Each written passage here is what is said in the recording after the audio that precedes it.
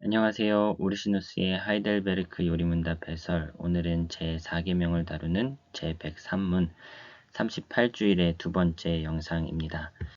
지난 시간에 다뤘던 103문 문답을 한 번 더 읽고 진행해 보겠습니다. 제4계명에서는 하나님께서 무엇을 요구하십니까? 첫째로 복음의 사역과 기독교 교육이 유지되는 것과 또한 특히 안식의 날인 주일에 내가 부지런히 하나님의 교회에 출석하여 하나님의 말씀을 배우고 성례에 참여하며 공적으로 주님을 부르며 그리스도인의 구제를 행할 것을 원하십니다. 둘째로 나의 평생에 악한 일을 행하지 않고 주께서 그의 성령으로 내 속에서 일하시게 하며 그리하여 이 세상에서 영원한 안식이 시작되게 하기를 원하십니다. 안식일에 관하여 4가지 질문을 다루게 되는데요.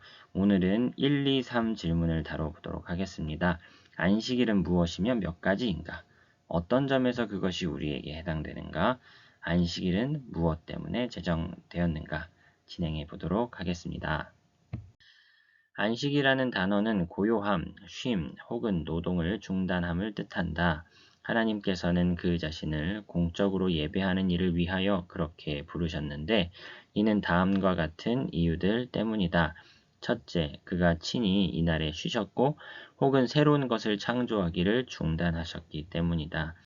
둘째, 안식은 신자들이 내생에서 누리게 될 죄로부터의 영적 안식의 형상 혹은 모형이기 때문이다. 셋째, 우리가 이날의 모든 육체적인 일을 중지함으로써 하나님께서 우리 속에서 그의 일을 행하시도록 하여야 하기 때문이다. 넷째, 우리 가족들과 가축들도 쉬어야 하기 때문이다. 또한 안식일은 하나님께 예배하는 일에 속하는 것들을 행하도록 구별하여 정해놓은 시간이기도 하다. 쉬는 것도 쉬는 거지만 행해야 할 일이 있기 때문에 구별하여 정해놓은 시간이라는 것이죠. 안식은 2가지 면으로 볼 수 있다. 도덕적이며 내적인 면에서도 혹은 의식적이며 외적인 면에서도 볼 수 있다. 도덕적이며 내적인 안식 혹은 영적 안식에는 하나님과 그의 역사하심을 아는 지식의 연구와 조심스럽게 죄를 삼가는 것, 그리고 고백과 순종으로 하나님을 예배하는 것이 포함된다. 의식적이며 외적인 안식은 교회에서 말씀 선포와 성례의 시행과 공적인 예배를 위하여 구별해 놓은 특정한 시간인데 이 시간 동안에는 다른 모든 일들이 유보되거나 중지된다. 외적인 안식도 마찬가지로 2가지 성격을 띠는데 직접적인 것과 간접적인 것이 그것이다. 직접적인 안식은 하나님께서 친히 직접 제정하신 안식으로서 구약시대의 교회에게 명하신 것이다. 이 안식은 다시 여러 가지 다른 면에서도 볼 수 있다라고 하면서 구약의 외적 안식으로서의 안식일, 안식월, 안식년에 대하여 정리해주고 있습니다. 간접적이며 외적인 안식, 신약시대의 안식이라고도 또한 다시 표현할 수 있겠는데요. 하나님께서 신약의 경륜 아래에서 교회를 통하여 제정하신 것인데 이는 한 주간의 첫날에 속하며 이를 주일이라 부른다. 기독교 교회는 사도시대로부터 그리스도의 부활을 기념하여 제7일을 대신하여 이날을 지켰다. 좀 더 간단히 표현하자면 의식적인 안식은 2가지라고 말할 수 있다. 그 하나는 구약에 속한 것이요. 또 하나는 신약에 속한 것이다. 구약의 안식은 제7일에 한정되었으며 그것을 지키는 일이 필수적이었고 그날이 하나님께 예배하는 일을 이루었습니다. 하지만 신약의 안식은 교회의 결정과 지정에 의존하는데 교회는 특정한 이유들로 인하여 한 주간의 첫날을 안식일로 택하여 질서를 유지하기 위하여 이날을 지킨다. 이렇게 설명해 볼 수 있습니다. 이번 안식일은 어느 정도나 우리에게 해당되는가? 제7일의 안식은 세상 창조 때부터 사람들로 하여금 하나님의 모범을 따라 노동으로부터 쉬며 특히 죄로부터 쉴 것을 선포하시고자 하나님께서 지정하셨습니다. 이 계명은 후에 모세를 통해서 주어진 율법에서 반복되었고 이때에 제7일을 안식일로 준수하는 일에 대한 의식이 하나의 성화의 성례가 되었고 하나님께서는 이로써 자신이 그의 교회를 거룩하게 하시는 분이심을 선포하십니다. 의식적인 제7일 안식일이 현재 폐지된 것은 그것이 메시아의 은덕들의 모형으로 그것을 나타내는 것이었고 하나님의 백성들에게 그들의 의무를 교훈하는 것이었기 때문입니다. 율법을 주시기 이전과 이후에 제정된 다른 모든 성례들과 제사들과 의식들도 이와 같은 이유로 그리스도의 강림으로 말미암아 폐지되었죠. 그가 그것들이 나타내던 모든 것들을 다 성취시켰기 때문입니다. 물론 신약 시대에는 의식적인 안식일이 폐지되었으나 도덕적인 면은 여전히 지속되며 우리에게나 다른 이들에게나 모두 적용된다고 말할 수 있습니다. 과거 유대인의 교회에서와 마찬가지로 오늘날 기독교 교회에서도 하나님의 말씀의 선포와 성례의 공적 시행을 위하여 특정한 시간을 구별하여 세울 필요성이 있기 때문입니다. 그러나 우리가 토요일이나 수요일 혹은 그 외에 다른 날에 매여 있다거나 제한을 받는다고 생각해서는 안 됩니다. 사도적 교회는 자신을 유대인의 회당과 구별하기 위하여 그리스도께서 베푸신 자유를 발휘하여 한 주간의 제7일 대신 첫째 날을 택하였습니다. 왜냐하면 그리스도의 부활이 그날 일어났는데 바로 그 부활로 말미암아 내적이며 영적인 안식이 우리 속에서 시작되기 때문인 것입니다. 한마디로 말해서 우리는 도덕적으로든 아니면 의식적으로든 안식일을 지켜야 합니다. 그러나 특수한 면에 따라서 지키는 것이 아니라 일반적인 면에 따라서 지키는 것이라 말할 수 있습니다. 다시 말하면 교회가 교훈을 받고 성례를 시행하는 특정한 날이 우리에게 필요하다는 말입니다.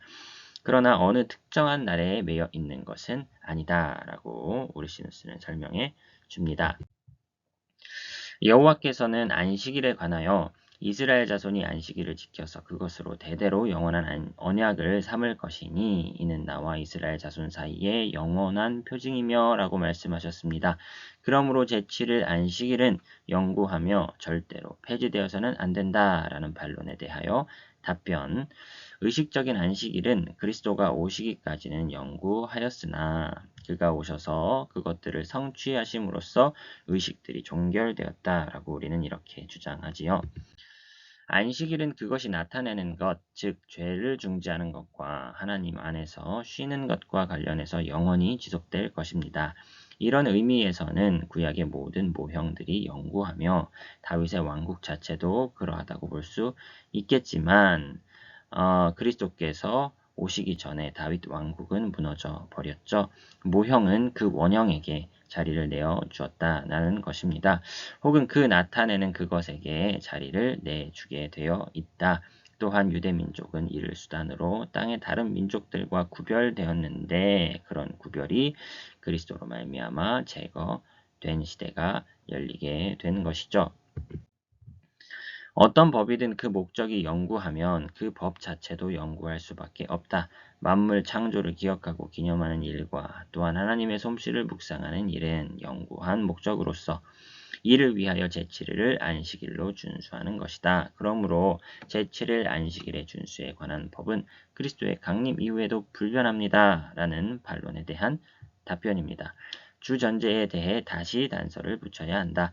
불변하는 원인이 있을 경우에는 율법이 불변하겠죠. 단 그 원인이나 목적이 이 율법을 하나의 효과나 수단으로서 필수적으로 끊임없이 요구할 경우에는 그렇다고 말할 수 있겠으나 다른 때에는 동일한 목적이 다른 수단을 통해서 더 성공적으로 이루어질 수 있는 경우나 혹은 율법 제정자가 다른 법으로 그것을 이룰 수 있는 경우에는 영구하다고 볼 수가 없다는 것이죠. 하나님의 솜씨에 대해 묵상하고 그의 권능과 선하심을 높이 기리는 일은 본질적인 이 제7일 뿐 아니라 다른 어떤 날에도 할 수 있는 것입니다. 그러므로 이 목적은 제7일을 안식일로 준수하는 일에 관한 영구한 법을 요하는 것은 아니다라고 말할 수가 있다는 것이고요. 세 번째, 안식일은 무엇 때문에 제정되었는가? 교회에서 하나님께 공적으로 예배하기 위하여. 둘째, 교회 사역의 보존. 하나님과 그의 뜻에 관하여 성경을 근거로 선지자들과 사도들이 전하여 준 대로 교회를 가르치는 것과 또한 신적으로 지시된 대로 성례를 시행하는 일은 신적으로 제정된 하나의 임무입니다. 이것이야말로 안식일이 제정된 가장 중요한 목적이라 말할 수 있지요.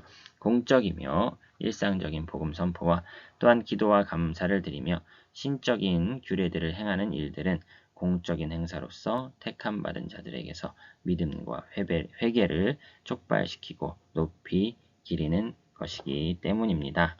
교회 사역의 보존을 위해서 안식일을 제정해 주셨다라는 것이고요. 셋째서부터 여덟째까지 있는데 여덟째 한번 보시면 안식일을 수단으로 교회가 세상에 드러나게 하며 우상 숭배자들과 신성 모독자들과 구별되게 함으로써 아직 교회 바깥에 있는 자들로 하여금 그들이 과연 어떤 교제 속에 들어가야 하는지를 깨우치게 하기 위함이다. 안식일은 구약 아래에서 이스라엘 백성들을 다른 민족들과 구별시키고 분리시킨 하나의 표였습니다. 이것은 구별의 표로서 신약의 성도들에게 또 여전히 작용하고 있다라고 볼 수가 있을 것 같습니다. 오늘의 결론입니다. 안식일은 내생에서 누리게 될 영적 안식의 모형으로 금생에서 지키게 되지요. 예배하는 일들을 행하기 위해서 쉬는 날로 구별해 놓은 날입니다. 안식은 도덕적이며 내적인 안식과 외적인 안식으로 구분되는데 외적인 안식은 또다시 구약에서의 외적 안식과 신약에서의 외적 안식으로 구분을 하지요. 신약에서의 외적이며 의식적인 안식은 하나님의 말씀 선포와 성례의 공적 시행을 위하여 특정한 날 제7일이 아니라 한 주간의 첫날 부활을 기념하는 그 특정한 날로 구분하여 지키고 있지요. 문자적 제7일을 안식일로 지키지 않는 것은 예수 그리스도께서 원형적인 것으로 성취하셨기 때문이다 라고 정리해 볼 수 있겠고요. 안식일을 지킴으로 우리는 불신자들과 구별되었음을 인식하게 된다라는 여러 유익 중에 하나 이렇게 정리해 보았습니다. 다음 시간에도 안식일에 대해 계속 설명해 보도록 하겠습니다. 오늘도 수고하셨습니다.